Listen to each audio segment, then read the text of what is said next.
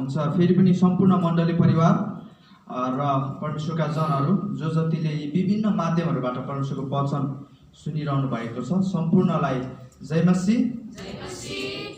आज हामी विशेष गरी फेरि पनि हामी वचनको समयमा आइसकेका छौँ र वचनको लागि प्रार्थना भइसकेको छ। अघि हाम्रो सञ्चालिकाज्यूले प्रार्थना गर्दै हुनुहुन्थ्यो। आज हामी नेहेमियाकै पुस्तकमा छौँ। हामीले नेहेमियाको पुस्तकलाई चाहिँ अध्ययन गरी सिद्ध्याउने भन्ने जुन हाम्रो एउटा मनसाय छ र हामी त्यसको निम्ति तयार पनि छौँ र हामी अहिले नेहेमिया 6 अध्यायमा छौँ अनि हामीले अध्ययन गरेको लगभग 5 हप्ता भइसक्यो आज शुद्ध गरेर। अनि आज हामी 6औं अध्यायमा छौँ अनि आज पनि हामी विशेष गरी हामी एक्सपोजिटरी स्टडी गर्दैछौँ। हामी यसलाई अध्ययन गर्नेछौँ अनि आउनुहोस् हामी नेहेमिया 6 अध्यायमा जाउँ। नेहेमिया 6 अध्यायमा पुगे पश्चात नेहेमियाले पुनः फेरि एकपटक विरोधको सामना गर्नु परेको छ। हामीले अगाडि पनि हेर्दै थियौँ नेहेमियाले पर्खाल निर्माण गर्ने जुन कार्यभार जुन दर्शन परमेश्वरले सुम्पाउनु भएको थियो नेहेमियालाई, त्यो नेहेमियाले काम गर्दै गर्दाखेरि धेरै विरोधहरू धेरै बाधा र समस्याहरू सामना गर्नु पर्यो र हामीले देख्यौँ नेहेमिया 4 अध्यायमा कस्तो प्रकारको विरोध सामना गर्नु पर्यो नेहेमियाले। त्यो चाहिँ अपमान, त्यो चाहिँ उपहास, त्यो चाहिँ आलोचनाको विरोध थियो नेहेमिया 4 अध्यायमा चाहिँ। नेहेमिया 5 अध्यायमा पुगे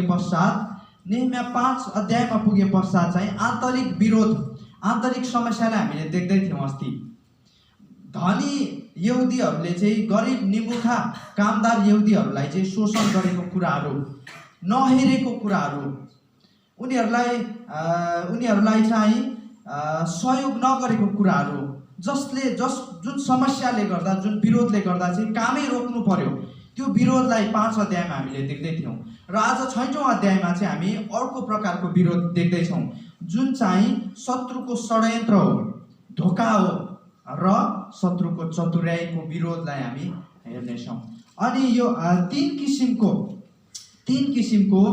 नेहेमिया 6 अध्यायमा नेहेमियाले 3 किसिमको विरोधहरूको सामना गर्नु पर्यो, जसलाई चाहिँ हामी त्रिकोणीय आक्रमण पनि भन्छौँ। त्रिकोण भनेको चाहिँ ट्रायङ्गुलर एट्याक पनि भनिन्छ इङ्ग्लिसमा चाहिँ। यो त्रिकोणीय अट्याक भनेको चाहिँ चौतर्फी अथवा तीनतिरैबाट आक्रमण गरिएको छ नेहेमियालाई चाहिँ। अनि विशेष गरी म तपाईँलाई बताउन चाहन्छु प्रियहरू, परमेश्वरको दर्शनमा काम गर्दै गर्दा हामीले चाहिँ एक्सपेक्ट अपोजिसन भनिन्छ, विरोधको हामीले चाहिँ के गर्नुपर्छ, आश गर्नुपर्छ। परमेश्वरको काम गर्ने व्यक्ति, परमेश्वरको दर्शनमा हिँड्ने व्यक्ति, परमेश्वरका जनहरूलाई चाहिँ विरोध आउँछ नै, यो चाहिँ ग्यारेन्टी हो। यसको निम्ति हामी तयार हुनुपर्छ। काम गर्दै जाँदाखेरि जसरी नेहेमियालाई बारम्बार विरोध भएको छ, उसलाई समस्या खडा गरिदिएको छ आफ्नो शत्रुहरूले चाहिँ, त्यसै गरी परमेश्वरका जनहरूले पनि त्यो कुराको सामना गर्नै पर्ने हुन्छ।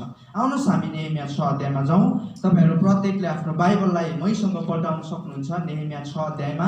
र जो जतिले परमेश्वरको वचनलाई ग्रहण गरिरहनु भएको छ यो माध्यमबाट, तपाईँहरूलाई पनि म विशेष रिक्वेस्ट गर्न चाहन्छु, अनुरोध गर्न चाहन्छु, तपाईँले बाइबलहरूलाई साथै कापी कलमहरूलाई पनि रेडी गर्न सक्नुहुन्छ। केही कुराहरू तपाईँले लेख्नुभयो भने भविष्यमा यसले तपाईँलाई थप सहायता दिनेछ है त। आउनुहोस् हामी नेहेमिया 6 अध्यायमा जाउँ। पहिलो प्रकारको विरोध जुन नेहेमियाले सामना गर्नु पर्यो, लेख्नुहोस् तपाईँले। पहिलो प्रकारको विरोध धोकाको विरोध। हामी 1 देखि 4 पदसम्म हामी अध्ययन गरौँ है त। पहिलो प्रकारको विरोधलाई हामी हेर्नेछौँ। यसको विषय नै के छ, विरोधीहरूको षड्यन्त्र छ। अनि पढौँ। मैले पर्खालको पुनर्निर्माण गरिसकेको र त्यसमा एउटै पनि पुवाल नरहेको खबर सन्बलत, तोबिया र अरबी गेसेम र हाम्रा अरू बाँकी शत्रुहरूका कानमा पुग्यो। केवल मैले मूल ढोकाहरूका खापाहरू चाहिँ उभ्याइसकेको थिइनँ। सन्बलत र गेसेमले मलाई ओनोको बेसीको एउटा गाउँमा आएर उनीहरूसित बातचित गर्नलाई खबर पठाए। अब यहाँ हामी देख्न सक्छौँ नेहेमियालाई सन्बलत र तोबियाले चाहिँ भेटघाटको निम्ति निमन्त्रणा पठाएको छ। सायद त्यो निमन्त्रणामा लेखेको हुन सक्छ, आओ हामी चाहिँ एकसाथ भेटघाट गरौँ, बातचित गरौँ, सम्झौता गरौँ, यो वाद विवादलाई, यो लडाइँलाई चाहिँ हामीले के गरौँ, अन्त गरौँ भनेर त्यो निमन्त्रणा पठाएको हुन सक्छ। तर नेहेमियाले चाहिँ त्यो निमन्त्रणालाई ठाडै के गरेको छ, अस्वीकार गरिदिएको छ, अस्वीकार गरिदिएको छ। किन नेहेमियाले सकारात्मक उत्तर दिएन त? किनभने त्यो चाहिँ के थियो, त्यो निमन्त्रणा चाहिँ शत्रुको षड्यन्त्र थियो। यसकारण यो चाहिँ ढोकाको षड्यन्त्र भएको कारण नेहेमियाले चाहिँ ठाडै त्यो निमन्त्रणालाई चाहिँ अस्वीकार गरिदिएको छ। शैतान चाहिँ प्रियहरू धेरै चलाक छ। शैतानले चाहिँ प्रत्येक हाम्रो पाइलामा हामीलाई कति बेला फसाउँ भनेर यसले चाहिँ हामीलाई खाउला झै गरेर त्यो गर्जने सिंह चाहिँ यो चाहिँ के गरिबस्छ अरे, घुमिबस्छ अरे। शैतान चाहिँ त्यति धेरै चलाक छ। अनि पावलले पनि भन्नुहुन्छ, पावलले यसरी भन्नुहुन्छ, शैतानले हामीलाई नफसाओस्, किनकि शैतानको त्यसको युक्तिहरूको विषयमा चाहिँ हामी के छैनौँ, अजान छैनौँ भनेर 2 कोरिन्थी 2:11 अनि पावलले कोरिन्थीका मण्डलीलाई भन्नुभयो। शैतानको शत्रुको युक्ति, रणनीति, षड्यन्त्रहरू प्रति चाहिँ हामी अजान हुनु हुँदैन प्रियहरू, अज्ञान हुनु हुँदैन। यसले देखाएको कुराहरू, यसले सुनाएको कुराहरू हेर्दै गर्दा त असल लाग्छ, राम्रो लाग्छ।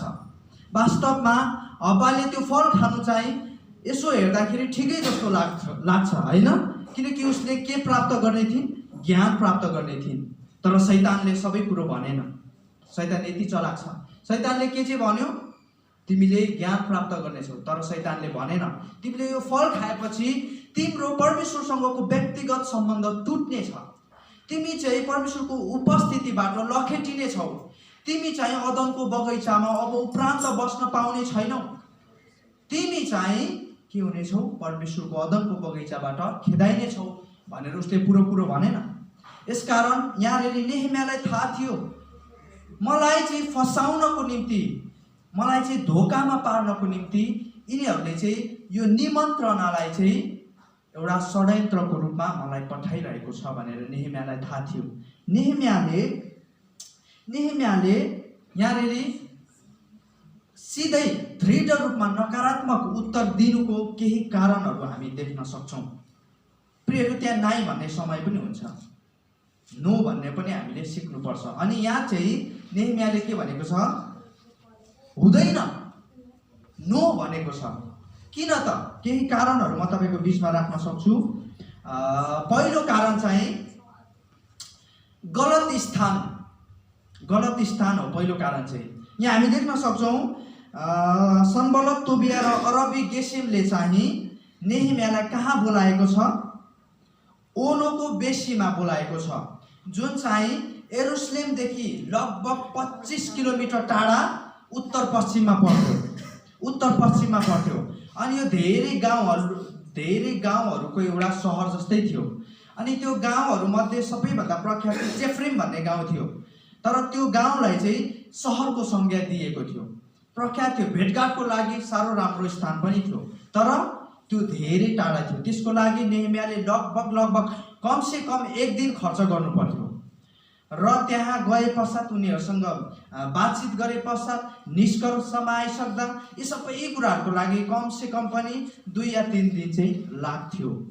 अनि यो चाहिँ धेरै समय खर्चिलो ठाउँ थियो जानको लागि, यसकारण गलत स्थानमा। अनि यो चाहिँ अर्को कुरा चाहिँ प्रियहरू, यो ओनोको बेसी चाहिँ सामरियाको ठाउँ पर्थ्यो, जुन चाहिँ सनबलत र तोबियाको क्षेत्र हो। जे भए तापनि यो क्षेत्र केही शङ्कास्पद देखिन्छ।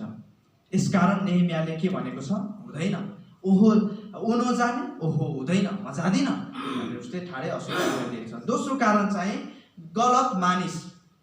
बाइबलले के भन्छ, धन्य हो त्यो मानिस जो दुष्टहरूको सल्लाहमा हिँड्दैन, जो पापीहरूको मार्गमा खडा हुँदैन र गिल्ला गर्नेहरूको सङ्गतमा बस्दैन। यो सनबलत, तोबिया र अरबी गेसेम चाहिँ सुरुवातदेखि नै हामीले इजरायलीहरूको शत्रु हो भनेर हामीले पहिचान गरेका थियौँ। यिनीहरूले चाहिँ इजरायलीहरूलाई कहिले पनि मन पराएन। हामी नेहेमियाको सुरुवातको पुस्तकदेखि नै देख्न सक्छौँ, जब नेहेमिया चाहिँ परमेश्वरको दर्शन बोकेर पर्खालहरूलाई पुनर्निर्माण गर्न यरुसलेम पुगे, त्यो दिनदेखि नै यिनीहरूले चाहिँ नेहेमियालाई मन पराएको छैन, नेहेमियाको कामलाई मन पराएको छैन, नेहेमियाको दर्शनलाई मन पराएको छैन, नेहेमियाको योजनालाई मन पराएको छैन। अनि येशू ख्रीष्टले पनि के भन्नुभयो भने आफ्नो शत्रुहरूको विषयमा यसरी बताउनु भयो, जो मेरो पक्षमा छैन त्यो चाहिँ मेरो विरुद्धमा छ, जसले मसँग बटुल्दैन त्यसले चाहिँ के गर्छ, छरपष्ट पार्छ भनेर मत्ती 12:30 मा बताउनु भयो। यसकारण यी मानिसहरूसँग समय बिताउनु, यी मानिसहरू कहाँ जानु भनेको चाहिँ नेहेमिया चाहिँ आफ्नो दर्शनबाट के हुनु हो, भड्किनु हो। यसकारण नेहेमियाले नो भनेको छ, नाइ भनेको छ। तेस्रो कारण चाहिँ गलत समय। यहाँनिर हामी पहिल्यै देख्न सक्छौँ नेहेमियाले प्रारम्भिक कारण बताएको छ।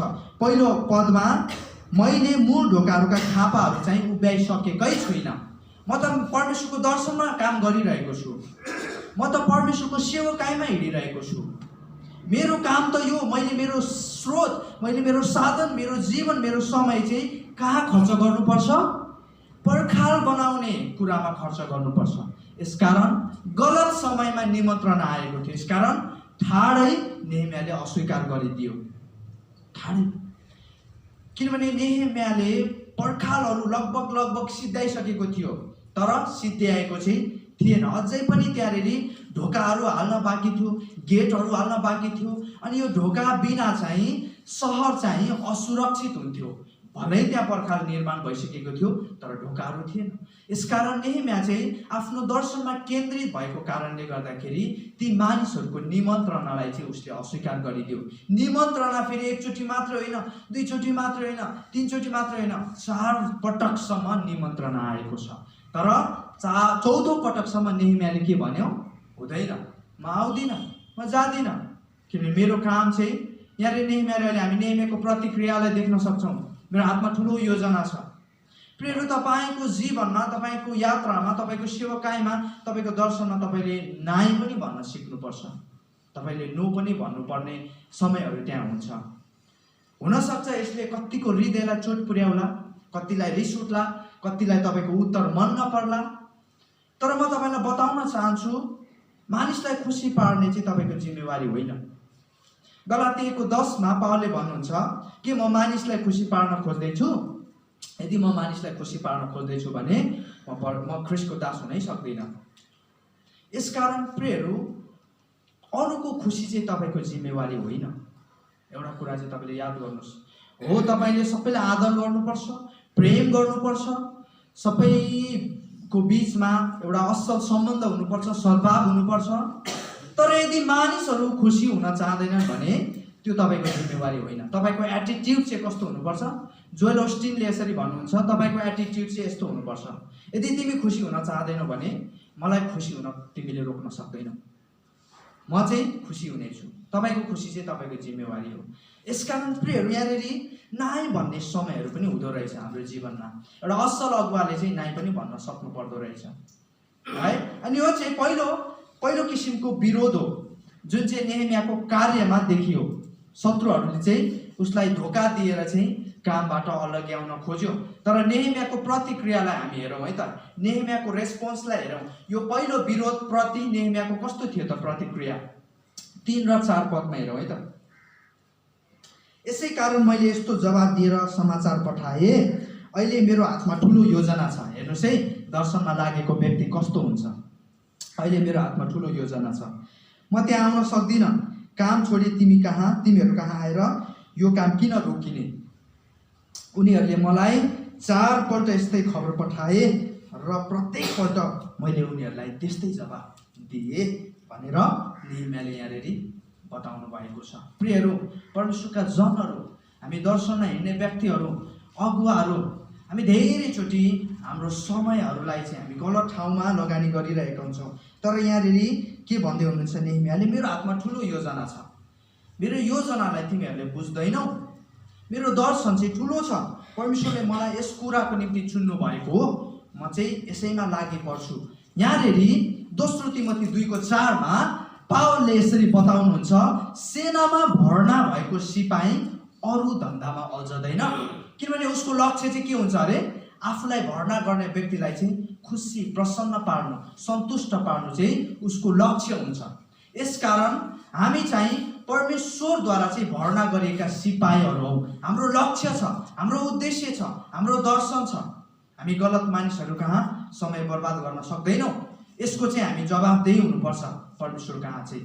यसकारण परमेश्वरले हामीलाई दिनुभएको तोडाको चाहिँ हामीले के गर्नुपर्छ, हिसाब बुझाउनुपर्छ। अनि त्यो तोडा चाहिँ केवल पैसा मात्रै होइन, त्यो तोडा चाहिँ हाम्रो वरदान हो, हाम्रो क्षमता हो, हाम्रो समय हो, हाम्रो जीवन हो। अनि यो कुरालाई चाहिँ हामी कतातिर लगानी गर्दैछौँ, कुन व्यक्तिको लागि, कस्तो व्यक्ति, कस्तो मानिसहरू कहाँ हामी चाहिँ खर्च गर्दैछौँ, यो चाहिँ हामीले धेरै ध्यान दिनुपर्छ। दर्शनमा लागि परेको व्यक्ति अनावश्यक कुराहरूमा अल्झँदैन, जसरी एउटा सेना चाहिँ अनावश्यक धन्दाहरूमा चाहिँ अल्झँदैन। अब दोस्रो किसिमको विरोधलाई हामी हेर्नेछौँ। नेहेमियाले सामना गर्नु परेको दोस्रो प्रकारको विरोध चाहिँ निन्दा अथवा बदनामको विरोध हो। हामी 5 देखि 7 पदसम्म हेरौँ है त। पहिलो किसिमको विरोध चाहिँ धोकाको विरोध, दोस्रो किसिमको विरोध चाहिँ बदनामको विरोध। अब हेर्नुहोस् है, 5औं पल्ट संवाददाताले आफ्नो सहायकसित त्यस्तै किसिमको खबर पठाए। त्यो समाचारवाहक खुल्ला पत्र लिएर म कहाँ आयो। त्यसमा यस्तो लेखिएको थियो, जातिहरूका बीचमा यस्तो कुरा फैलिएको छ र यस कुरालाई गेसेमले पनि पुष्टि गर्दछन् कि तिमी र यहुदीहरूले विद्रोहको षड्यन्त्र रच्दैछौ। यसै कारण त तिमीहरूले पर्खाल पुनर्निर्माण गरिरहेका छौ। अनि यस्तो सुनिँदैछ कि तिमी आफै चाहिँ राजा हुन लागेका छौ र तिमीले आफ्नो विषयमा यरुशलेममा यही घोषणा गर्न अगमवक्ताहरू नियुक्त गरेका छौ। यहुदामा राजा छन्, महाराजाले निश्चय नै यो कुरा सुन्नुहुनेछ। यसैले झट्टै यस विषयमा कुरा गर्न आऊ र हामी कुरा गरौँ भनेर नेहेमियाका शत्रुहरूले चाहिँ नेहेमियाको बदनाम गर्न खोजेको छ। प्रियहरू, हामीले ध्यान दिनुपर्छ। हामी परमेश्वरको दर्शनमा काम गर्दै गर्दा त्यहाँ त्यस्ता मानिसहरू हुन्छन् जसले हाम्रो बदनाम गर्न खोज्छन्, हाम्रो चरित्र हत्या गर्न खोज्छन्। तर हामी यहाँ ध्यान दिनुपर्छ, नेहेमियाबाट हामीले धेरै कुराहरू सिक्नुपर्छ है प्रियहरू। हामीले कसरी हाम्रो जीवनमा आएको विरोधहरूको चाहिँ सामना गर्ने। यहाँ हेर्नुहोस् त, 5औं पल्ट, अब 4थो पटकसम्म निमन्त्रणा दिँदाखेरि पनि नेहेमिया नआए पश्चात, आफ्नो षड्यन्त्र असफल भए पश्चात शत्रुले के गरेको छ, अब चाहिँ खुल्ला पत्रै पठाइदिएको छ। अब ध्यान दिनुहोस् है त, म तपाईँलाई केही कुरा बुझेको म चाहन्छु। नेहेमियाको समयमा चिठी चाहिँ कसरी पठाइन्थ्यो हेर्नुहोस् है। चिठी कसरी पठाइन्थ्यो? चिठी चाहिँ पेपिरस भन्ने एक प्रकारको रुखबाट बनाइएको कागजमा चिठी चाहिँ लेखिन्थ्यो अथवा कपडामा लेखिन्थ्यो। अनि त्यो चिठीलाई चाहिँ बाटिएको डोरीले चाहिँ बाँधेर पठाइने गरिन्थ्यो। र चिठी पठाउँदै गर्दाखेरि यसको गोपनीयतालाई जनाउनको निम्ति सिक्रेसी भनिन्छ, कन्फिडेन्सियल भनिन्छ, गोपनीयतालाई जनाउनको लागि र अधिकारलाई जनाउनको लागि त्यसमा चाहिँ लेखकको अधिकारको छाप पनि लगाइन्थ्यो। अनि त्यो चिठी हेर्दै गर्दाखेरि चाहिँ बाँधेको देखेर त्यसमा लेखकको छाप देखेको कारणले गर्दाखेरि यो चिठी चाहिँ गोपनीय रहेछ, यो चिठी चाहिँ जो कोहीले पढ्न नपाउने रहेछ, यसमा अनुमति छैन रहेछ भनेर सम्बन्धित व्यक्तिले मात्र त्यो चिठीलाई पढ्न पाउँथ्यो। तर यहाँनिर चाहिँ त्यो आधिकारिक चिठी नेहेमियाले प्राप्त गरेको छैन। तर कस्तो चिठी हेर्नुहोस् त, यहाँ खुल्ला चिठी, खुल्ला पत्र चाहिँ उसले प्राप्त गरेको छ। अब खुल्ला पत्र भनेको चाहिँ के हो भनेर तपाईँले सोध्नुभयो भने खुल्ला पत्रको उदाहरण चाहिँ दैनिकी पत्र पत्रिका जस्तै हो है। त्यो सम्पादन भएको दैनिकी पत्रिका त्यो जसले पनि पढ्न पाएन। तपाईँले पनि पढ्न पाउनुहुन्छ, मैले पनि पढ्न पाउँछु, त्यो जो कोहीले पनि पढ्न पाएन। तर आधिकारिक पत्र चाहिँ त्यो चाहिँ सम्बन्धित व्यक्तिले मात्र पढ्न पाउँछ, सम्बन्धित व्यक्तिले मात्र, किनभने त्योभित्र कन्फिडेन्सियल कुराहरू हुन्छ, गोपनीय कुराहरू हुन्छ। तर यहाँनिर सन्बलत र तोबियाले चाहिँ नेहेमियालाई कस्तो पत्र पठाएको छ? खुल्ला पत्र पठाएको छ। अनि खुल्ला पत्रको सबैभन्दा खतरनाक कुरो चाहिँ खुल्ला पत्रमा जे लेखेको हुन्छ त्यो मानिसले सहजै विश्वास गर्छ।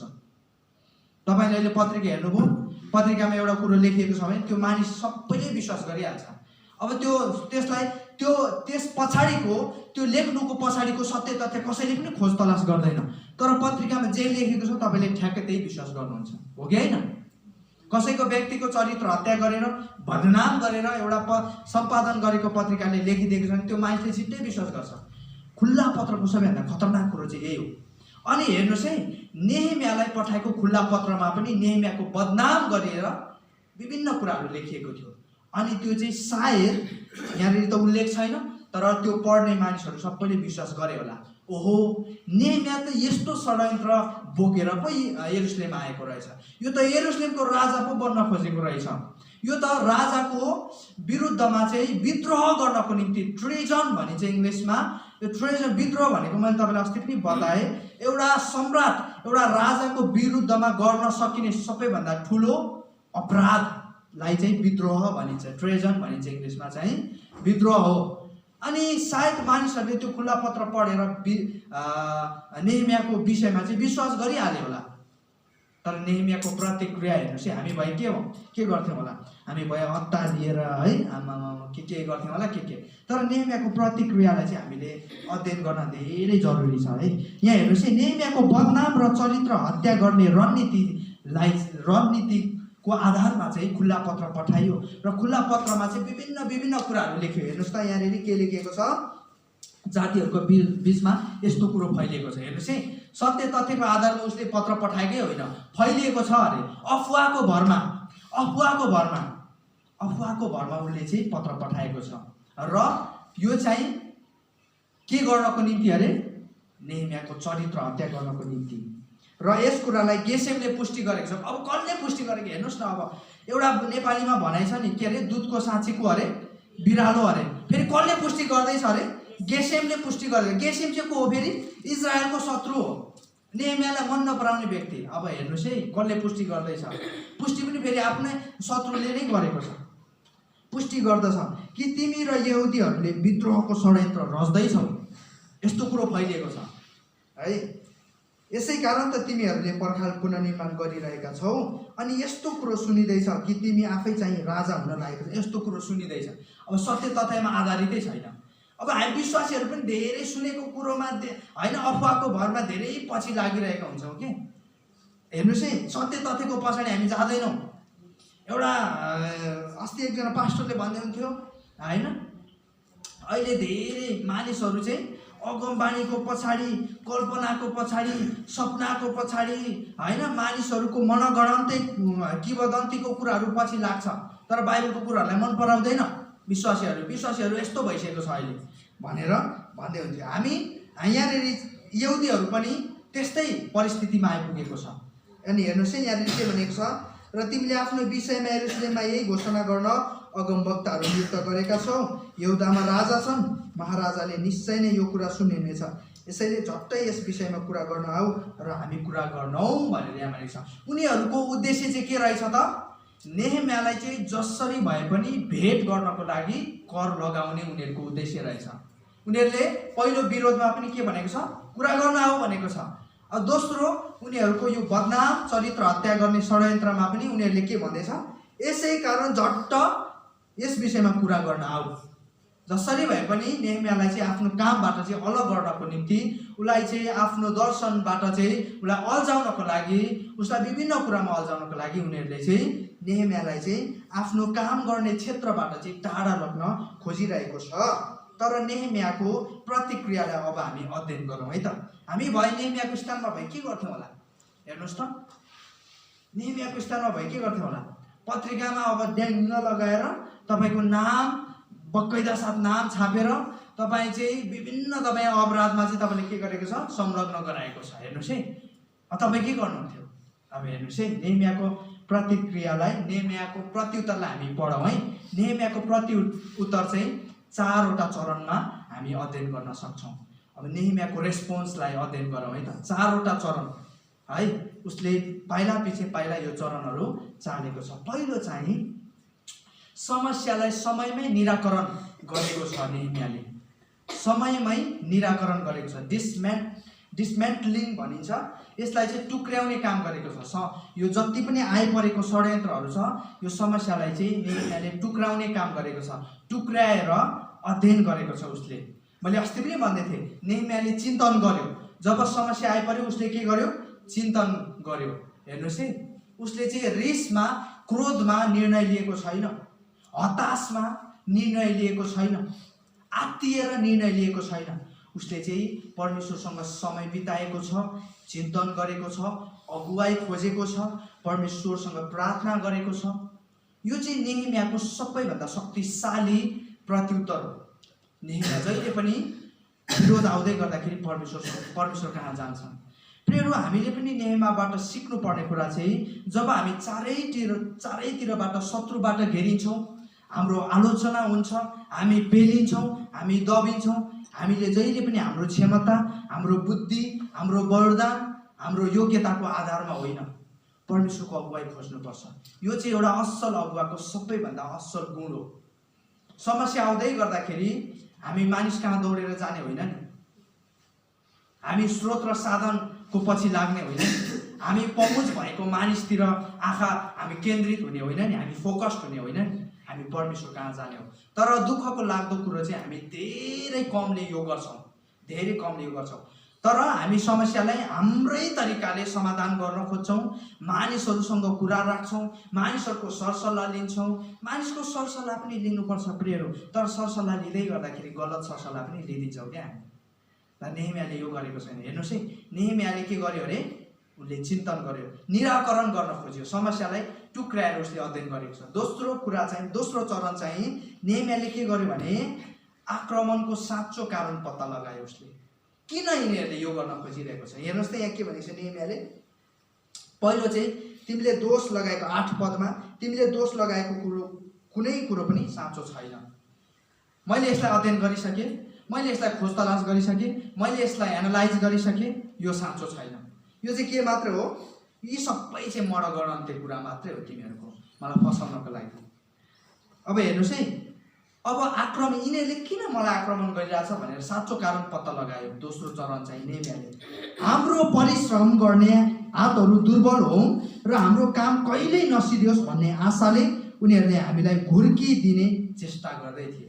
हाम्रो काम रोकियोस् भनेर, हामी दर्शनमा नहिँडौँ भनेर, हामी परमेश्वरको काम नगरौँ भनेर, हामी पछि परौँ, हामी निराश हौँ भनेर यिनीहरूले यो गरेको हो भनेर यो आक्रमणको कारण चाहिँ नेहेमियाले पत्ता लगायो। तेस्रो चरण चाहिँ नेहेमियाले के गरे भने नेहेमिया चाहिँ काममा नै लागिरहने निर्णय गर्यो। नेहेमियाले गरेको छ। म कामलाई रोक्दिनँ, मलाई परमेश्वरले जुन उद्देश्यको निम्ति पठाउनु भएको छ, मलाई जुन कुराको निम्ति चुन्नु भएको छ, मानिसले मलाई आलोचना गर्दै गर्दा पनि, मानिसले मलाई बदनाम गर्दै गर्दाखेरि पनि, मानिसले मेरो खुदो गर्दै गर्दाखेरि म सतावटबाट गुज्रनु परे तापनि म काममा लागिरहन्छु, किनभने यसैको निम्ति म चुनिएको हुँ, यसैको निम्ति म बोलाएको हुँ, यसैको निम्ति म चाहिँ राजकीय जिम्मेवारीबाट चाहिँ यरुशलेम आएको हुँ भनेर नेहेमियाले तेस्रो चरणमा चाहिँ यस्तो प्रतिक्रिया दियो। हामी भए के त्यो गर्न सक्थ्यौँ? हामी त निराश हुन्छौँ। मानिसले एउटा कुरा भनिदियो भने, मानिसले हाम्रो आलोचना गर्यो भने, मानिसले हाम्रो बदनाम गर्यो भने भो अब म गर्दिनँ है, अब म सक्दिनँ भने हामी पछि पर्थ्यौँ होला। तर नेहेमियाले त्यो गरेको छैन। नेहेमियाले चाहिँ निरन्तर काममा लागिरहने निर्णय गरेको छ। चौथो कुरा भनेको चाहिँ परमेश्वरलाई समानतामा उसले ल्याएको छ। अब यहाँ हेर्नुहोस् त, अब हे परमेश्वर मेरो हात बलियो पारिदिनुहोस्। उसले परमेश्वरलाई चाहिँ आफ्नो काममा बोलाएको छ, परमेश्वरलाई निमन्त्रणा दिएको छ, परमेश्वर चाहिँ उसको बलको स्रोत भएको छ, परमेश्वर चाहिँ हरेक कुराको उसको निम्ति चाहिँ स्रोत हुनुभएको छ। हाम्रो शक्ति चाहिँ, हाम्रो बलको स्रोत, हाम्रो हरेक कुराको स्रोत चाहिँ परमेश्वर हुनुपर्छ। आमेन।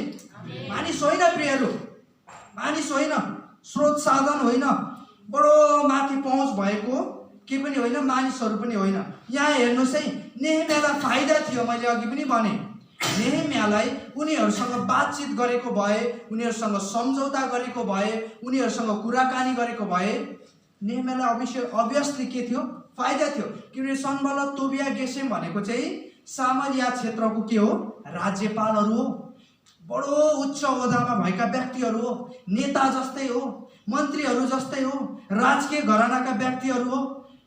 अझ भन्यो भने तोबिया चाहिँ यरुशलेमको उच्च ओहदाको ज्वाइँ थियो।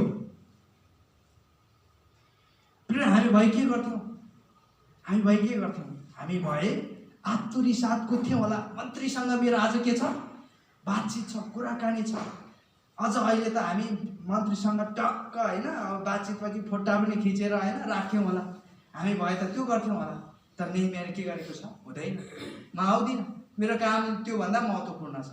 तिमी भन्दा उच्च ओहदाको व्यक्तिको मैले काम गर्दैछु, म चाहिँ त्यो जिम्मेवारी लिएर हिँडेको व्यक्ति हो, त्यो व्यक्ति हो म चाहिँ।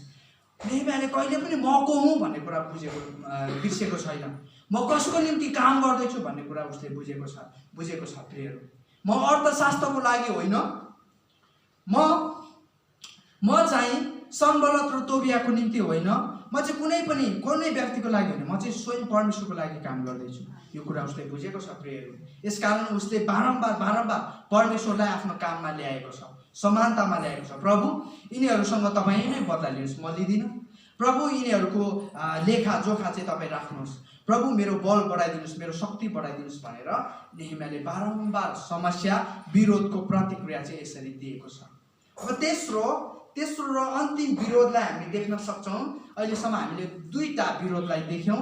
पहिलो चाहिँ धोकाको विरोध अनि दोस्रो चाहिँ बदनाम चरित्र हत्या गर्ने विरोध, र तेस्रो विरोध चाहिँ शारीरिक धम्कीद्वारा विरोध गरिएको छ। यहाँ चाहिँ हामी देख्न सक्छौँ 10 देखि 14 पदमा हामी जाउँ। म तपाईँहरूको निम्ति पढ्न चाहन्छु। एक दिन म दलाइयाहको छोरा महेशबेलका नाति समायाहको घरमा गए। तिनी आफ्नो घरभित्रै बन्द गरिएका थिए। तिनले भने, हामी परमेश्वरको भवनभित्र उहाँको मन्दिरभित्र ढोकाहरू थुनेर भेट गरौँ, किनभने उनीहरू तपाईँलाई मार्न आउँदैछन्, उनीहरू तपाईँलाई मार्न राति आउनेछन् भनेर यहाँनिर चाहिँ अब तेस्रो प्रकारको हामी षड्यन्त्र भनौँ, विरोध भनौँ, यो कुरालाई हामी देख्न सक्छौँ है। शारीरिक धम्कीद्वारा चाहिँ विरोध गरिएको छ नेहेमियाको चाहिँ। अझ अब हेर्नुहोस् है, चौथो पटकसम्म निमन्त्रणा दिँदाखेरि पनि नेहेमिया आएन। अनि 5औं पटक खुल्ला पत्रमा चरित्रै हत्या गर्ने मनसायले, बदनामै गर्ने मनसायले शत्रुहरूले पत्र पठाउँदा पनि नेहेमिया आएन भेट गर्न। अब तेस्रो पटक पनि उनीहरूले प्रहार गरेको छ।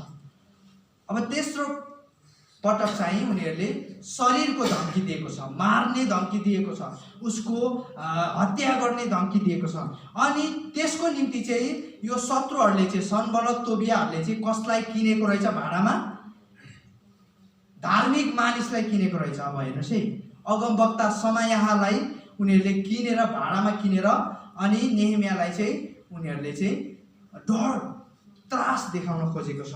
अनि फेरि समायाले के भन्छ हेर्नुहोस् त, यहाँ फेरि समाया पुरै चटक देखाएर नाटक गरेर आफ्नै घरभित्र डराएको जस्तो गरेर बन्दी बनेको जस्तो गरेर बसेर अब नेहेमियालाई डर देखाउन खोजेको छ। हेर्नुहोस् है, नेहेमियालाई के भन्छ उसले, हामी परमेश्वरको भवनभित्र उहाँको मन्दिरभित्र ढोका थुनेर भेट गरौँ, किनभने उनीहरू तपाईँलाई मार्न आउँदैछन्, उनीहरू तपाईँलाई मार्न राति आउनेछन्। शत्रुले गर्न सक्ने सबैभन्दा लज्जास्पद कुरा र तल्लो स्तरको कुरा चाहिँ शारीरिक हानि हो। हेर्नुहोस् है, शत्रुले अब केही गर्न नसकेपछि अब हानि पुर्याउन खोज्छ, शारीरिक हानि पुर्याउन खोज्छ। अनि यो चाहिँ शत्रुको सबैभन्दा लज्जास्पद र तल्लो स्तरको गर्ने विरोध चाहिँ शारीरिक हानि हो। अनि सन्बलत र तोबियाले चाहिँ यही कुरो अपनाएको छ है। अनि अगमवक्तालाई भाडामा लिएर जो चाहिँ समाया हो, समायालाई चाहिँ नेहेमियाको विरुद्ध बोल्न लगाएको छ। अनि फेरि त्यो झुटो अगमवक्ता भनौँ अथवा भाडामा लिएको अगमवक्ताले के भन्छ हेर्नुहोस् त, यहाँ हामी परमेश्वरको भवनभित्र उहाँको मन्दिरभित्र ढोका थुनेर भेट गरौँ। यसो हेर्दाखेरि त, यसो सुन्दाखेरि त ठिकै लाग्छ, जायजै लाग्छ। परमेश्वरको भवनभित्र हामी बसेर प्रार्थना गरौँ, कुराकानी गरौँ, भेट गरौँ, बातचित गरौँ भन्दाखेरि त ओहो, यो त कति आत्मिक व्यक्ति जस्तो लाग्छ, हामीलाई ठिकै लाग्छ होइन। तर नेहेमियाले ठ्याक्कै थाहा पाएको छ, यो चाहिँ परमेश्वरबाटको अगमवक्ता होइन, यो चाहिँ झुटो अगमवक्ता हो भनेर नेहेमियाले ठ्याक्कै थाहा गरेको छ। अब हेर्नुहोस् है, दुईटा कारणले गर्दाखेरि समायाह चाहिँ झुटो अगमवक्ता कहलायो अथवा ठहरियो। पहिलो कारण चाहिँ हेर्नुहोस् है, पहिलो कारण चाहिँ सामान्य रूपमा हेर्दाखेरि अब परमेश्वरले पर्खाल सबै पुनर्निर्माण हुन लागिसक्यो। परमेश्वरले अब नेहेमियालाई कहिले पनि अगुवाई गर्नुहुन्न थियो। त चाहिँ अब भाग, त चाहिँ अब लुक भनेर कहिले पनि परमेश्वरले अगुवाई गर्नुहुन्न थियो। किनभने परमेश्वरले नेहेमियालाई यरुशलेम चाहिँ पर्खाल बनाउनकै निम्ति खटाउनु भएको थियो। अब पर्खाल पुरै बन्न लागिसकेपछि परमेश्वरले कहिले पनि भन्नुहुने थिएन त चाहिँ अब लुक भनेर। त्यो चाहिँ पहिलो कारण हो। दोस्रो कारण चाहिँ हेर्नुहोस् है, दोस्रो कारण चाहिँ बाइबल विश्लेषकहरूले यसरी बताउनुहुन्छ, यहाँ समयले प्रयोग गरिएको जुन परमेश्वरको मन्दिर भन्ने छ त्यो मन्दिर चाहिँ पवित्र स्थान थियो। र गन्ती 3:10 र 18:7 र लेवी 18:7 अनुसार चाहिँ पुजारी बाहेक कोही पनि पवित्र स्थानभित्र छिर्न अनुमति थिएन, कोही पनि। अनि नेहेमिया जस्तो सामान्य व्यक्ति अनि त्यो पवित्र स्थानमा छिर्ने अनुमति परमेश्वरले दिनुहुन्न थियो है। अनि साँचो अगमवक्ताले चाहिँ कहिले पनि व्यवस्थालाई चाहिँ तोड्नको लागि कहिले पनि उसलाई चाहिँ अनुमति दिँदैन थियो। तर यहाँ समयले के भनिरहेको छ, हामी चाहिँ पवित्र स्थानमा जाउँ भनिरहेको छ। तपाईँलाई याद छ दोस्रो राजा 26 अध्यायमा उजिया राजा चाहिँ पवित्र स्थानभित्र छिरेको कारण ऊ चाहिँ कुष्ठरोगी भएर निस्कनु पर्यो। अनि नेहेमियालाई यो कुरा थाहा भइहाल्यो। नेहेमियालाई यो कुरा कसरी थाहा भयो? किनभने नेहेमियाले चाहिँ व्यवस्था अध्ययन गरेको थियो। यदि नेहेमियाले व्यवस्था अध्ययन नगरेको भए यो कुरा थाहा हुँदैन थियो नेहेमियालाई। हेर्नुहोस् है, यसका जब हामी परमेश्वरको सेवकाईमा हिँड्छौँ, परमेश्वरको जिम्मेवारी वहन गरेर हामी परमेश्वरको राज्यमा कामहरू गरिरहेका हुन्छौँ, परमेश्वरले दिनुभएको जिम्मेवारी वहन गरिरहेका हुन्छौँ, हामीलाई परमेश्वरको वचन पनि थाहा हुनुपर्छ। अन्धाधुनमा गेसिङको भरमा, हाम्रो अनुभवको भरमा, अरूले गरेको देखासिकीको भरमा अब नेपालले चाहिँ भारतको देखासिकी गरेर नेपालमा पनि निर्णय लिए अनुसार त्यसरी हामी परमेश्वरको राज्यमा हामी सेवकाई गर्न सक्दैनौँ। हामी आफैलाई थाहा हुनुपर्छ हामी अरूको अनुभवमा कति दिन बाँच्ने, अरूको जीवन गवाईमा कति दिन बाँच्ने। यसकारण हामी आफैले थाहा नगरिन्जेलसम्म, हामी आफै परमेश्वरको सम्बन्धमा नरहिन्जेलसम्म, हामी आफै परमेश्वरको वचनलाई हाम्रो हृदयमा नगाडिन्जेलसम्म हामी कसरी परमेश्वरको सेवकाईले गर्न सक्छौँ, कसरी परमेश्वरको जिम्मेवारी वहन गर्न सक्छौँ? यो चाहिँ ठुलो प्रश्न हो। आज प्रत्येक परमेश्वरका जनहरूको हृदयमा चाहिँ परमेश्वरको व्यवस्था गाडिएको हुनुपर्छ, नत्र भए हामी पनि शत्रुको सामना गर्न सक्दैनौँ, शत्रुको षड्यन्त्रलाई हामी के गर्न सक्दैनौँ, सामना गर्नै सक्दैनौँ। नेहेमिया हामीले पनि सामान्य रूपमा हेर्दै गर्दाखेरि त ठिकै जस्तो लाग्यो नि, होइन? परमेश्वरको भवनभित्र छिरेर होइन प्रार्थना गर्नु, भेटघाट गर्नु, कुराकानी गर्नु त हामीलाई त एकदम राम्रो पो लाग्यो त, आराधना गर्नु त ठिकै लाग्यो, जायजै लाग्यो। तर त्यो ठिक थिएन, त्यो षड्यन्त्र थियो जुन चाहिँ नेहेमियालाई थाहा भयो। नेहेमियालाई ठ्याक्कै थाहा भयो, ओहो यो चाहिँ झुटो अगमवक्ता रहेछ। हामीले कसरी आज संसारमा फैलिरहेको झुटो अगमबाणीहरूलाई, झुटा वचनहरूलाई कसरी हामीले पहिल्याउने, कसरी जाँच्ने, कसरी चिन्ने? परमेश्वरको व्यवस्था हाम्रो हृदयमा गाडेको छैन भने यो व्यक्तिले एउटा कुरा सुनाइदिन्छ, त्यो व्यक्तिले अर्को कुरा सुनाइदिन्छ, हामी त्यसकै पछि लाग्छौँ, वचनमा हाम्रो ध्यानै हुँदैन। यसकारण प्रियहरू, आज संसार बाइबलले के भन्छ, तिमीहरूको बीचमा चाहिँ भेडाको रूपमा चाहिँ बुवासाहरू छिर्नेछन्। हामीले जाँच्नुपर्छ प्रियहरू, हामीले जाँच्नुपर्छ यस्ता कुराहरूलाई चाहिँ। अनि यहाँ नेहेमियाले चाहिँ यो शब्दहरूलाई केलाएको छ।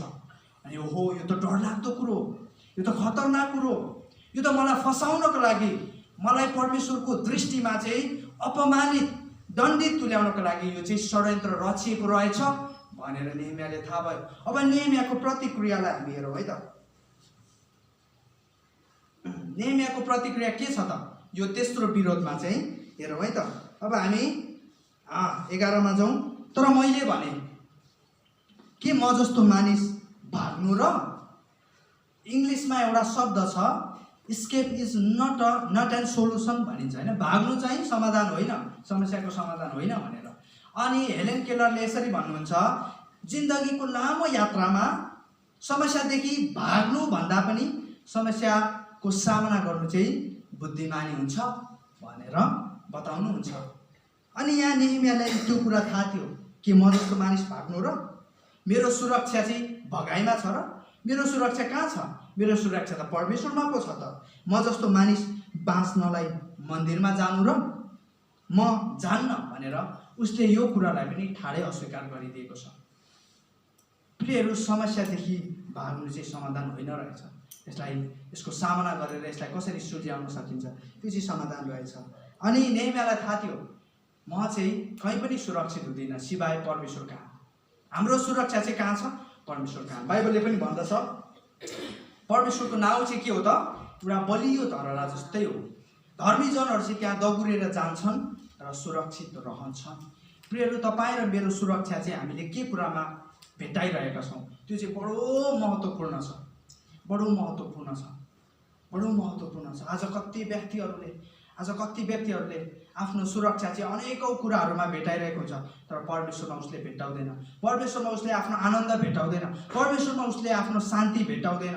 आफ्नो शान्ति, आफ्नो आनन्द चाहिँ अन्य कुराहरूमा खोजिरहेको हुन्छ, जसको कारणले गर्दाखेरि चाहिँ उसको जीवनमा चाहिँ जहिले पनि असुरक्षित महसुस गरिरहेको हुन्छ, असुरक्षित फिल गरिरहेको। कति व्यक्तिहरूले आफ्नो सुरक्षा चाहिँ पावरमा खोज्छ, शक्तिमा, त्यो पदमा, त्यो ओहदामा खोजिरहेको हुन्छ। तर प्रियहरू, म तपाईँलाई बताउन चाहन्छु इतिहासमा संसारकै सबैभन्दा शक्तिशाली व्यक्तिले पनि आफ्नो सुरक्षा, आफ्नो शक्ति चाहिँ त्यो ओहदामा भेट्टाएन। हामीलाई थाहा छ, मैले तपाईँहरूलाई बारम्बार मैले उदाहरण दिइरहेको छु। हिटलर, जसले चाहिँ 60 लाख यहुदीहरूलाई चाहिँ एउटै चेम्बरमा हालेर मारेका थियो, त्यति शक्तिशाली, लासको चाहिँ उसले ढेर लगाइदिएको थियो, त्यति शक्तिशाली व्यक्ति जसको कारणले दोस्रो युद्ध मचियो। त्यस्तो व्यक्तिले पनि अन्तिममा गएर चाहिँ आत्महत्या गर्नु पर्यो, किनभने उसले त्यो ओहदामा, त्यो पदमा उसले शक्ति नै भेट्टाएन, सुरक्षा भेट्टाएन। प्रियहरू, कति व्यक्तिहरूले स्रोत र साधनमा आफ्नो सुरक्षा खोजिरहेको हुन्छ, तर म तपाईँलाई बताउन चाहन्छु संसारकै पृथ्वीकै सबैभन्दा धनी व्यक्तिले पनि आफ्नो स्रोत, आफ्नो पैसामा सुरक्षा भेट्टाउन सकेन।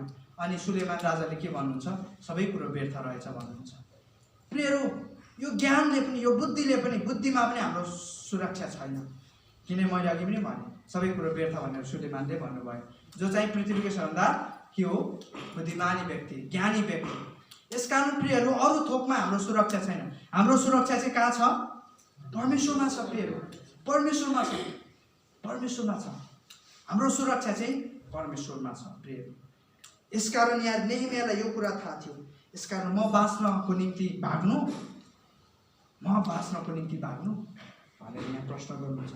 मलाई यस्तो प्रकाश भयो कि परमेश्वरले तिनलाई पठाउनु भएको होइन रहेछ, तर मेरो हानि गर्न तिनले अगमबानी कहेका रहेछन्।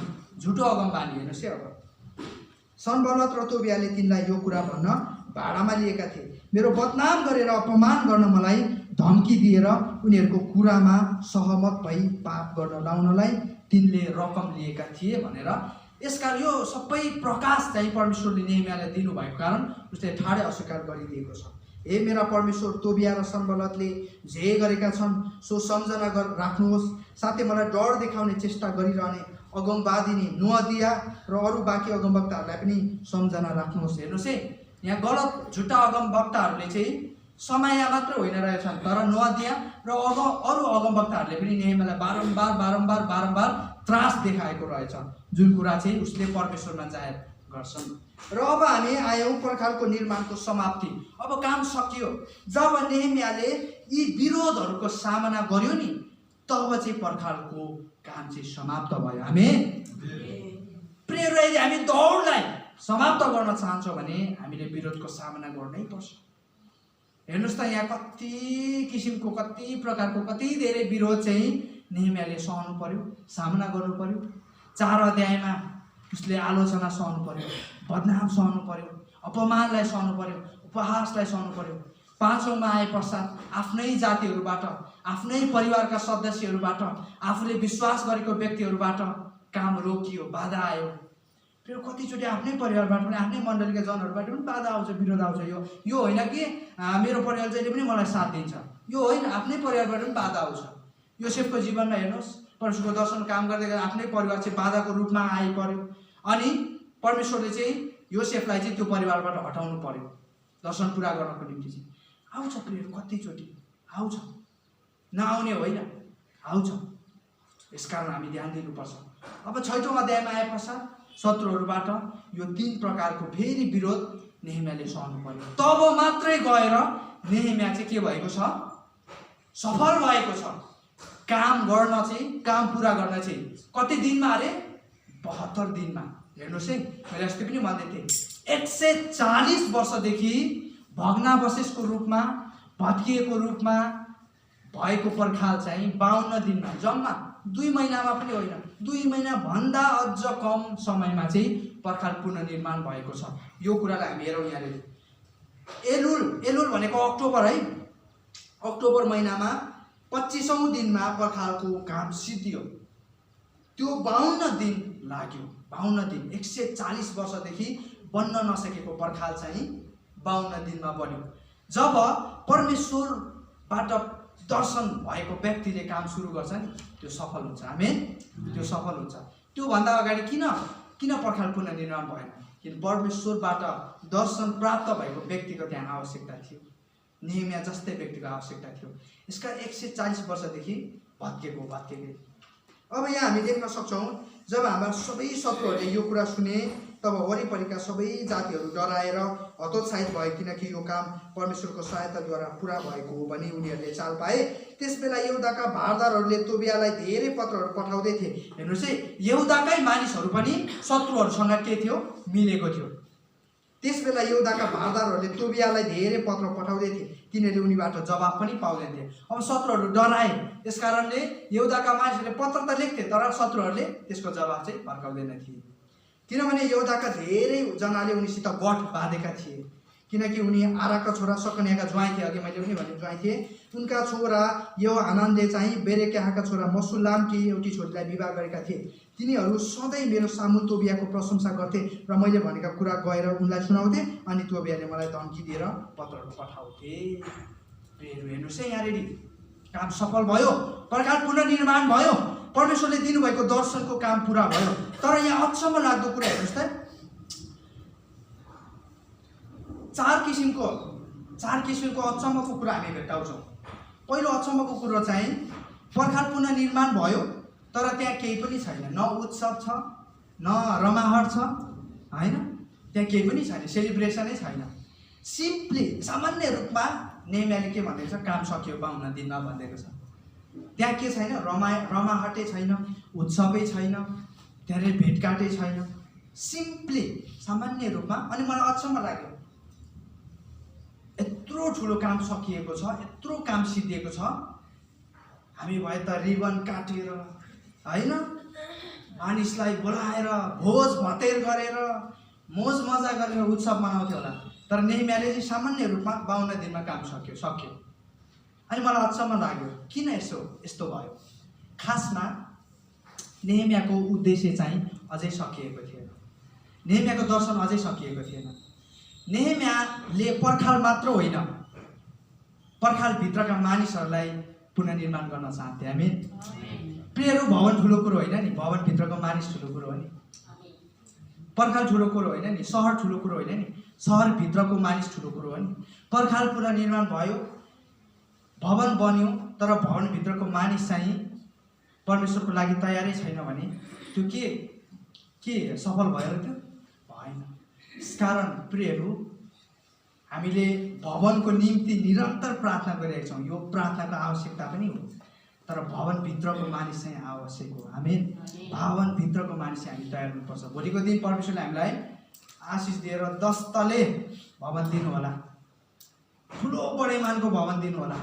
भवनभित्रकै मानिस चाहिँ तयार भएन भने, भवनभित्रकै मानिसमा चाहिँ भाँड भैलो भयो भने, भवनभित्रकै मानिस चाहिँ नवीकरण भएको छैन भने, यसकारण तपाईँले अब अर्को हप्ता हामी 8 अध्यायलाई अध्ययन गर्छौँ। 8 अध्यायमा मानिसको नवीकरण भएको छ, पर्खालको मात्रै होइन, मानिसको पुनर्निर्माण भएको छ। प्रियहरू, सहरभित्रको मानिसहरूको नवीकरण भएको छ, किनभने आत्मामा उनीहरू मरिसकेका थिए। प्रियहरू, आत्मामा उनीहरू दुर्बल थिए, परमेश्वरदेखि टाढा थिए उनीहरू। आज कति मण्डलीहरू चाहिँ कोमामा, मैले अस्ति फेसबुकमा देखेको थिएँ, कोमामा सुतेको बिरामी जस्तै भएको छ। कति मण्डलीहरू चाहिँ जीवित त छ, तर जीवन्त छैन। जीवित चाहिँ छ, सास चाहिँ फेरिरहेछ, तर जीवन्त चाहिँ छैन। दुःख लाग्दो कुरो। यसकारण प्रियहरू, नेहेमियाको उद्देश्य, नेहेमियाको दर्शन चाहिँ पर्खाल मात्र होइन, पर्खाल भित्रको मानिसहरूलाई पुनर्निर्माण गर्नु थियो। हामी आज प्रियहरू मण्डलीले बुझ्नुपर्ने कुरा चाहिँ मण्डलीले बाहिर धेरै ठुलो काम गरिरहेको छ। समाज सेवाको काम गरिरहेछ, मानिसहरूलाई खुवाउने काम गरिरहेछ, समाज सेवा भयङ्कर रूपमा काम गरिरहेछ, विभिन्न कुरा बाँड्ने काम गरिरहेछ। तर भित्रैको मानिसहरूको चाहिँ पुनर्निर्माण भएको हुँदैन। आत्मामा शिथिल भइरहेको हुन्छ, आत्मामा बिरामी भइरहेको हुन्छ, आत्मामा मरिरहेको हुन्छ। हप्ताको एक दिन मण्डली जानु सेउ हुन्छ उनीहरूलाई। परमेश्वरसँग दिने समय उनीहरूसँग छैन, परमेश्वरको सम्बन्ध टुक्रिसकेको छ। यो कुराको चाहिँ परमेश्वरले दर्शन नेहेमियालाई दिनुभएको हो। हेर्नुहोस् है, नेहेमियाले 8 अध्यायमा गएर 7 अध्याय हामी पढ्दैनौँ, 7 अध्याय हामी पढ्दैनौँ। 7 अध्यायमा चाहिँ नेहेमियाले पर्खाल पुनर्निर्माण गर्ने व्यक्तिहरूको नामावली त्यहाँ चाहिँ लेख्नु भएको छ। 42,360 प्लस 7,000 नामहरू त्यहाँ हामी देख्न सक्छौँ। 7,000 घरानाहरूलाई हामी देख्न सक्छौँ। त्यो नामहरूले चाहिँ, त्यो नामावलीहरू चाहिँ पर्खाल पुनर्निर्माण गरेको एकजनाले मात्र होइन, नेहेमियाले मात्र होइन।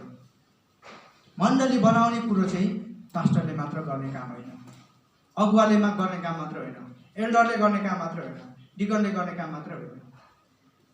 बनाउने काम चाहिँ हरेक विश्वासीको, हामी हरेक विश्वासीको उत्तिकै जिम्मेवारी छ। उत्तिकै त्यो जिम्मेवारीको ढाँचामा, जिम्मेवारी पुरा गर्ने शैलीमा, तरिकामा भिन्नता हुन सक्छ, विविधता हुन सक्छ। तर जब जिम्मेवारीको कुरा आउँछ, हामीले हाम्रो जिम्मेवारी पुरा गरेनौँ भने पर्खाल पुनर्निर्माण हुनै सक्दैन। त्यति धेरै महत्त्वपूर्ण हुन्छ एउटा विश्वासीको जिम्मेवारी। यसकारण म यहाँले जति पनि वचन सुनिरहनु भएको छ, तपाईँहरूलाई म आग्रह गर्न चाहन्छु, मण्डली बिग्रनुमा, संस्था बिग्रनुमा, सम्प्रदाय बिग्रनुमा एकजनाको मात्र हात हुँदैन, एकजनाको मात्र हात हुँदैन, एकजनाको मात्र दोष्याउने होइन, एकजनाको टाउको मात्र खनाउने होइन। हामी प्रत्येक दोषी छौँ। नेहेमियाले जसरी हामीले पनि भन्नु पर्यो, म र मेरो घराना दोषी छौँ यो कुरामा चाहिँ। यसकारण प्रियहरू, हामी 8 अध्यायमा देख्न सक्छौँ नेहेमियाले पुनः नवीकरण गरेको छ। बिहानदेखि लिएर मध्य दिनसम्म, बेलुकीसम्म उनीहरूले बाइबल अध्ययन गरेको छ, वचन पढेको छ, उनीहरू पश्चाताप गरेको छ, उनीहरू रोएको छ, प्रियहरू। उनीहरूले थाहा पाए हामीले गर्दा नै यो भएको रहेछ, हाम्रो पिता पुर्खा पापी रहेछ, पापको कारणले यो दण्ड चाहिँ यहाँ हामीमा आइपरेको रहेछ भनेर उनीहरू गुहार हुन्छ। अनि त्यहाँ चाहिँ हेर्नुहोस् है, अब म तपाईँलाई बताउन चाहन्छु ल। त्यहाँ चाहिँ नेहेमियाले के भन्छ थाहा छ? नरौ भन्छ, नरौ, उत्सव मनाऊ भन्छ। पर्खाल पुनर्निर्माण हुँदाखेरि उत्सव मनाएको छैन नि। जब मानिसहरू पश्चाताप गर्छ, रुन्छ, साँचो हृदय लिएर परमेश्वर कहाँ जान्छ, अनि त्यसपछि नेहेमियाले भन्छ नरौ। म तपाईँलाई पद पनि देखाइदिन्छु ल। 8 अध्यायमा जानुहोस् त।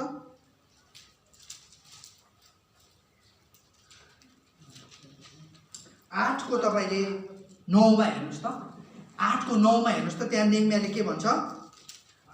आजको दिन म तपाईँहरूको निम्ति पढ्न चाहन्छु है, तपाईँले ध्यान दिनुहोस् है, मलाई ध्यान दिनुहोस् है।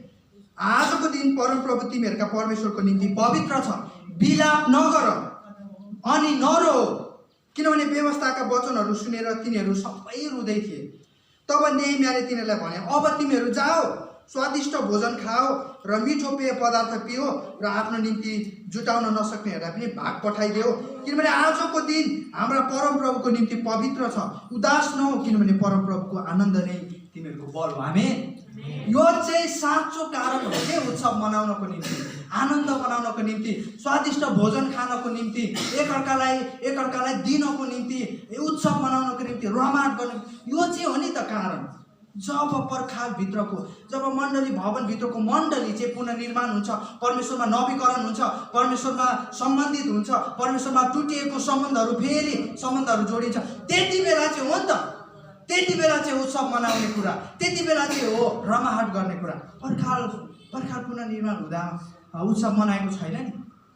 यसकारण प्रियहरू, हामी यो समय आफ्नो बुढाहरूलाई टेक्नेछौँ, हामी प्रार्थना गरौँ हाम्रो मण्डली चाहिँ परमेश्वरमा नवीकरण हुन आवश्यक छ। हाम्रो मण्डलीहरू चाहिँ परमेश्वरमा पुनःस्थापन हुन आवश्यक छ। भत्किएको पर्खालहरू त हामीले बनाउनु छ, तर त्यो भत्किएको पर्खालहरूलाई बनाउने हातहरूलाई हामीले परमेश्वरमा दरिलो बनाउनु पर्नेछ। त्यो हृदयहरूलाई, त्यो आत्माहरूलाई हामीले बलियो बनाउनु पर्नेछ, नवीकरण गर्नु पर्नेछ। अनि त्यति बेला हामीले हाम्रो साँचो दौडलाई सिद्धाएका हुन्छौँ। आज कति मण्डलीहरू टुटिरहेको छ, आज कति मण्डलीहरू फुटिरहेको छ।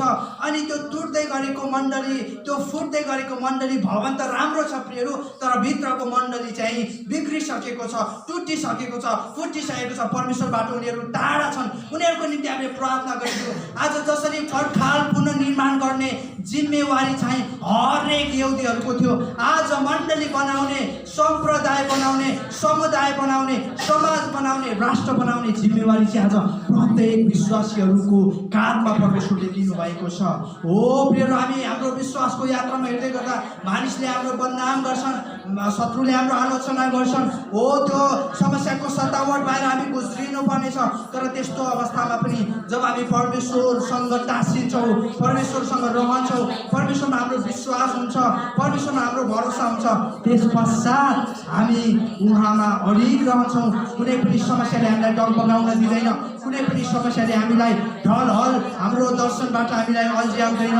तर हामी परमेश्वरमा निरन्तर लागिपर्छौँ, निरन्तर लागिपर्छौँ। हालेलुया, हालेलुया, हालेलुया। प्रभु, म प्रार्थना गर्दछु जसरी नेहेमियाले विभिन्न विरोधहरूको, अवरोधहरूको, बाधाहरूको सामना गर्नु पर्यो। हो, आज हामीले प्रभु त्यो सामनाहरू गरिरहनु परेको होला, अनि गर्नु छ होला, गरिसकेका छौँ होला प्रभु। तर हामीलाई तपाईँले यसको निम्ति तयार पार्नुहोस्, तयार पार्नुहोस्। तपाईँको अभिषेक खनाउनुहोस्, तपाईँको शक्ति खनाउनुहोस्। हो, त्यो बुद्धि, त्यो ज्ञान तपाईँले दिनुभएको होस्, ताकि हामी हाम्रो दर्शनमा लागि पर्न सकौँ। चाहे जस्तो सुकै परिस्थितिमा पनि, चाहे शत्रुहरूले हाम्रो आलोचना गर्दै गर्दाखेरि पनि, हामीलाई हाम्रो सतावट, हाम्रो खेदो गर्दै गर्दा पनि प्रभु हामी निराश नभइकन तपाईँको शक्तिमा प्रभु हामीले काम गर्न सकौँ। धन्यवाद प्रभु। म यस समय प्रार्थना गर्दछु तपाईँको वचनको निम्ति हामी तपाईँलाई धन्यवाद दिँदछौँ। तपाईँले आफ्नो वचन हाम्रो बिचमा राख्नु भएको छ। ओ प्रभु, कसरी मण्डलीले, कसरी अगुवाजनले, कसरी एउटा विश्वासीले आफ्नो जिम्मेवारी निभाउनु पर्ने, कसरी हामीले शक्तिशाली काम गर्नुपर्ने, यी सबै कुराहरूको शक्ति हो, यसको प्रकाश तपाईँले हामीलाई दिनुभयो प्रभु। जसरी नेहेमियाले विभिन्न अवरोधहरूको, बाधा विरोधहरूको सामना गर्नु पर्यो, हामीले अझै पनि हाम्रो जीवनमा यस्ता कुराहरूको सामना गर्नुपर्नेछ। यसको निम्ति हामीलाई तयार पार्नु भएको, यसको निम्ति हामीलाई सिकाउनुहोस्, हाम्रो गोडाहरूलाई दरिलो बनाउनुहोस् प्रभु। हामी अगाडिको आशिषको भागमा जानेछौँ। यी सबै कुराहरू, बाँकी भागहरू तपाईँको हातमा सुम्पदै हामी माग्दछौँ प्रभु यीशु ख्रीष्टको नाममा, आमेन। हुन्छ, म यो वचनबाट बिदा हुन चाहन्छु। जसले यो परमेश्वरको वचन सुन्नुभयो, ग्रहण गर्नुभयो, तपाईँलाई परमेश्वर प्रशस्त रूपमा आशीष दिनुभएको हस्त यहाँबाट जय मसीह।